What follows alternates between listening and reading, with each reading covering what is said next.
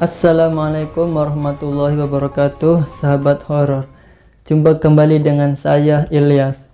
Dalam kesempatan kali ini saya akan membeberkan tempat pesugihan yang berada di Gunung Wijil. Banyak pengusaha otobus melakukan ritual di tempat ini. Tempat ini menjadi favorit para pengusaha otobus karena membutuhkan tumbal. Maka jika ada kecelakaan beruntun, bisa jadi itu bukanlah kebetulan semata, namun karena pemiliknya sedang menjalani ritual pesugihan. Gunung Wijil yang terletak di Desa Kupang, Kecamatan Karangdowo, Klaten, Jawa Tengah, selain dikenal sebagai tempat wisata baru, juga dipercaya sebagai gudangnya tempat pesugihan. Konon dipercaya memiliki banyak tempat ngalap berkah, ziarah makam kuno, hingga pesugihan buto ijo. Penasaran seperti apa ceritanya? Penasaran seperti apa kabarnya? Penasaran seperti apa rumornya? Sama, saya juga penasaran. Namun sebelum lanjut videonya, alangkah baiknya untuk menekan tombol subscribe terlebih dahulu dan nyalakan lonceng notifikasinya agar tidak tertinggalan berita terupdate dari kisah-kisah video menarik lainnya dari channel saya ini. Dan terima kasih banyak bagi yang sudah subscribe di channel saya ini, dan bagi sahabat horor yang telah mengklik video ini, terima kasih banyak. Di wilayah Klaten ada sebuah gunung yang sangat unik karena dikunjungi oleh orang-orang di malam-malam tertentu. Sebagian mencari berkah keberuntungan dengan cara bersih, sebagian lagi mencari pesugihan dengan cara mengorbankan tumbal. Konon, banyak pengusaha otobus atau armada transportasi yang melakukan ritual di tempat ini. Bisnis mereka pun sukses setelah dibantu gaib dari penunggu bukit. Salah satu lokasi sebagai tempat peristirahatan terakhir dari kerabat keraton Surakarta adalah Astono Hargomulyo, Gunung Wijil. Lokasi ini terletak di Dukuh Gunung Wijil, Desa Kupang, Kecamatan Karangdowo, Klaten, Jawa Tengah. Lokasi ini berwujud makam yang dibangun di atas sebuah bukit kecil. Masyarakat sekitar menyebut lokasi ini dengan Gunung Wijil. Di lokasi makam ini terdapat makam tokoh yang cukup terkenal dalam hal syiar Islam, yaitu makam Syekh Joko, yang merupakan penghuni pertama di lokasi makam ini. Setelah itu terdapat pula makam Ki Ageng Lokojoyo maupun makam Ayu Yudorono yang merupakan keturunan Sedah Merah yang selama hidupnya tidak mempunyai suami. Mereka semua adalah keturunan bangsawan Mataram di akhir perjalanan kerajaan masih berkuasa. Namun hanya pengikut-pengikut setianya saja yang masih ingat dan sering berziarah ke makam itu sampai sekarang. Seperti makam-makam tokoh syiar Islam yang lainnya, di makam ini juga dimanfaatkan pengunjung untuk berziarah dan melakukan doa. Bahkan banyak orang-orang kaya dan terkenal pernah melakukan tirakat dari tempat ini. Malah beberapa juru kunci makam ini, khususnya yang bertugas di zaman-zaman terdahulu, juga sudah hidup mapan sekarang ini, sehingga mereka akan meneruskan nasib baik itu pada generasi atau warga desa yang lain juga. Tutur Mbah Tila berusia 46 tahun, seorang warga Gunung Wijil yang masih ada hubungan keluarga dengan juru kunci makam sekarang. Namun yang paling banyak mengunjungi kompleks makam adalah pengunjung dari golongan pengusaha bus atau otobus. Mereka inilah yang sering meramaikan kompleks makam dengan acara ritual, baik ritual memohon kesuksesan atau ritual melakukan syukuran setelah doanya terkabul. Rata-rata ritual syukuran diwujudkan dalam bentuk menanggap wayang kulit semalam suntuk di bulan Ruah. Tidak hanya pengusaha bus asal Jawa Tengah, namun pengusaha asal Surabaya, bahkan dari Jakarta, juga banyak yang merasakan kesuksesan setelah melakukan ritual di kompleks makam ini. Lantas, apa yang mendorong mereka hingga percaya dan datang ke lokasi ini?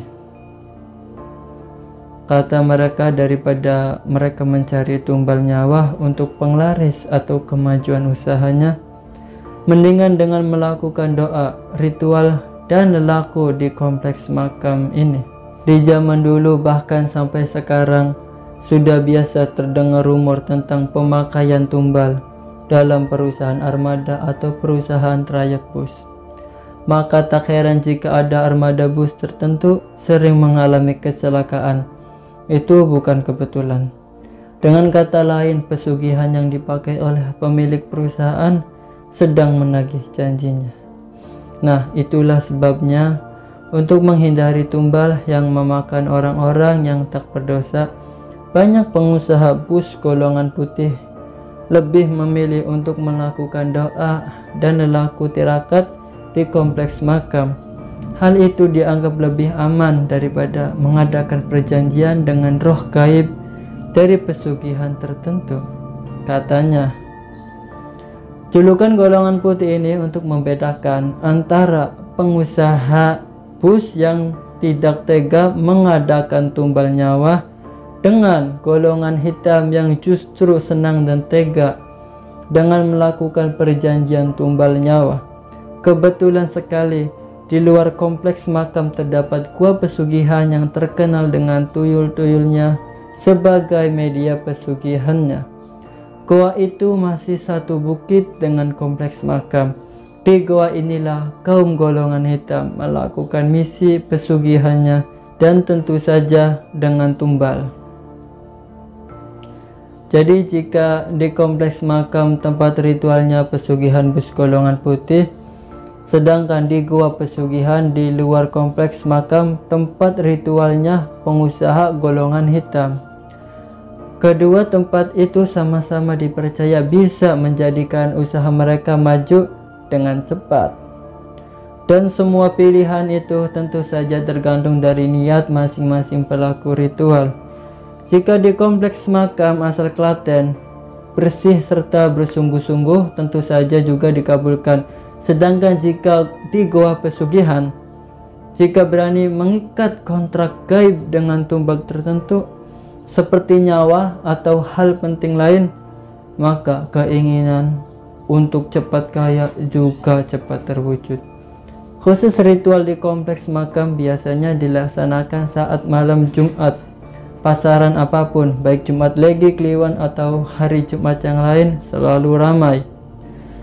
Untuk pengunjung makam ini ada beberapa pantangan yang wajib dipatuhi, yaitu pengunjung wajib yang sedang datang bulan dilarang masuk kompleks. Jika melanggar, biasanya yang bersangkutan akan sering bermimpi buruk, didatangi atau dikejar makhluk aneh. Manusia bersisik dengan kepala ular dan mengerikan selama 7 hari berturut-turut. Pantangan lain biasanya dilarang datang dengan membawa perhiasan apapun. Jadi jika terpaksa terlanjur membawa dari rumah perhiasan itu, bisa dititipkan di tempat juru kunci makam. Namun khusus untuk pantangan kedua itu masih misteri tentang alasan dan akibatnya. Jika mendengar ada yang bilang jika nekat membawa perhiasan biasanya akan hilang disedot secara gaib oleh aura gaib makam. Selain untuk berziarah dan ritual keberuntungan atau pesugihan, banyak juga yang mencari obat di kompleks makam. Di sekitar kompleks makam terdapat beberapa tanaman bernama widodo. Tanaman itu terkenal dijadikan obat herbal oleh warga sekitar dan pengunjung, terutama untuk mengobati yang sakit perut, mual-mual, serta gejala masuk angin lainnya. Tanaman yang difungsikan daunnya itu memang sejak lama dianggap berkhasiat menyembuhkan masuk angin. Tanaman widodo juga dipercaya mengandung aura gaib dari tokoh makam di kompleks. Sudah jamak bahwa masyarakat terutama di zaman dulu selalu menganggap semua kerabat keraton adalah titisan dari dewa atau Tuhan. Jadi makamnya pun juga dianggap masih mempunyai daya magis tertentu. Sisi lain yang menarik dari tempat ini adalah banyaknya lokasi yang dipakai oleh orang untuk memburu pesugihan. Sekitar 1 km arah tenggara dari kompleks makam terdapat gua yang juga sering dikunjungi. Biasanya mereka datang untuk mengadakan kontak gaib dengan makhluk pesugihan. Meskipun sekarang sudah jarang yang datang, namun saat bulan purnama di bulan Suro masih saja terlihat orang yang mengunjungi gua ini selepas tengah malam. Kata banyak warga sih, mereka ingin mencari pesugihan dengan makhluk tuyul, kata Mbak Tila, istri dari penjaga kompleks makam Gunung Wijil. Mereka kebanyakan datang dari luar desa atau kota-kota yang jauh, dan entah dari mana mereka bisa percaya dan mendapat kabar tentang keampuhan gua pesugihan tersebut. Lanjutnya, apalagi saat bulan Suro tiba, maka tempat itu menjadi rujukan utama para pemburu pesugihan. Menurut perkiraannya, mereka yang ingin mencari pesugihan itu mendapat cerita atau pengalaman dari orang-orang yang telah sukses melakukan ritual di gua tersebut. Karena dari warga atau juru kunci di kompleks makam sendiri tidak ada satupun yang mau menjadi pemandu atau mengaku menjadi penjaga gua pesugihan tersebut. Sama seperti dalam kompleks makam di gua pesugihan ini, juga sering dipakai untuk ritual kaum pengusaha bus. Bedanya, mereka dianggap pengusaha golongan hitam. Artinya mereka siap mengorbankan apa saja demi tujuan gaibnya, yaitu mendapat kekayaan dengan cara cepat. Jadi tumbal nyawa keluarga atau karyawannya sendiri juga bukan masalah bagi mereka. Oleh pemandu ritual yang di bawahnya, biasanya yang bersangkutan datang dengan membawa sesaji khas berupa kembang telon, bunga 3 rupa, serta kemenyan. Sesaji itu hanyalah langkah awal untuk membuka komunikasi dengan roh penunggu goa, dan dipercaya roh itulah yang menguasai ratusan tuyul di dalam goa. Lanjutnya, setelah itu pemandu akan memanggil roh gaib penunggu goa. Setelah kontak terjadi, maka pelaku pesugihan akan dikenakan serta ditanya tentang kesanggupan akan keseluruhan persyaratan yang akan dijalaninya nanti. Seringkali daftar persyaratan atau kesanggupan itu juga akan ditanyakan saat pelaku sudah pulang, atau bisa juga dilakukan di tempat lain setelah proses ilmu pesugihan berlangsung. Meskipun begitu, tetap akan didatangi oleh penunggu gaib goa yang sama. Dalam ilmu pesugihan, memang ada kelancaran usaha yang bersangkutan awet. Secara kasar bisa disebut ritual untuk memperpanjang kontrak gaibnya. Ritual lanjutan itu biasanya dilakukan di rumah masing-masing pelaku. Saat sudah berjalan beberapa hari dari ritual awal di gua itu, terangnya kabar dari ketenaran gua di Gunung Wijil sebagai tempat pesugihan ini memang telah dikenal luas. Bahkan kabarnya menduduki ranking ketiga dalam 5 besar tempat untuk mencari pesugihan paling favorit di wilayah Klaten. Di kota Klaten sendiri selama ini memang terkenal akan gudangnya tempat mencari ilmu kekayaan gaib atau pesugihan. Sebagai gambaran dari ketenaran dan keampuhan Gunung Wijil, konon calon pengusaha bus yang datang semula hanya bermodal 1 atau 2 armada saja saat memulai usahanya. Namun begitu menjalani ritual pesugihan dari Gunung Wijil ini, dan terbukti kekayaannya meningkat pesat. Dalam tempo kurang dari 2 atau 3 bulan saja armada busnya sudah berlipat menjadi 5 hingga 10 armada bus. Namun jangan tanya masalah tumbal yang harus ia setorkan, pasti juga semakin banyak seiring bertambahnya nilai kesuksesan dan kekayaan bisa jadi. Jika ada kecelakaan beruntut itu bukanlah kebetulan semata, namun karena pemiliknya sedang menjalani ritual pesugihan. Baik sahabat horor, semoga kita terhindar dari bisikan syaitan yang terkutuk, dan juga jangan sampai kita berpikir semua telah berakhir, semua jalan rezeki sudah tidak bisa diusahakan. Na'udzubillah pemikiran seperti ini. Kita harus positive thinking, berpikir positif bahwa semua terjadi atas kehendak Allah, dan apa yang kita alami sekarang ini adalah yang terbaik bagi diri kita untuk sekarang dan kedepannya. Berprasangka baiklah pada Allah karena Allah sesuai dengan prasangka hambanya. Ingat, prasangka adalah doa yang kita akui dalam lubuk hati. Jadi diharuskan bagi kita berprasangka baik. Dan sekarang saya mau berbagi amalan buat sahabat, mau mengijazahkan amalan kerezekian. Jadi amalan ini khusus buat kerezekian agar lancar, dan bagi yang sedang terlilit hutang, insya Allah bisa lunas hutangnya dengan cepat atas izin Allah, biiznillah. Namun bagi sahabat yang belum subscribe, silahkan subscribe dulu agar doa dan hajatnya cepat terkabul, tajrib dan sangat mustajab. Ini dia amalannya. Lakukan sholat sunnah qabliyah subuh, dan setelah itu baca kalimat ini: Subhanallah wa bihamdihi subhanallahil azim astagfirullah sebanyak 100 kali atau 1000 kali.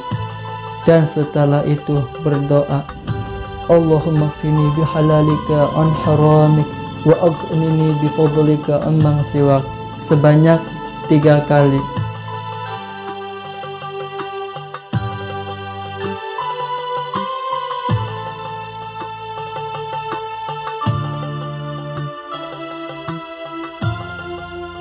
Jika belum sempat membaca setelah sholat sunnah qobliyah subuh, bisa setelah sholat subuh.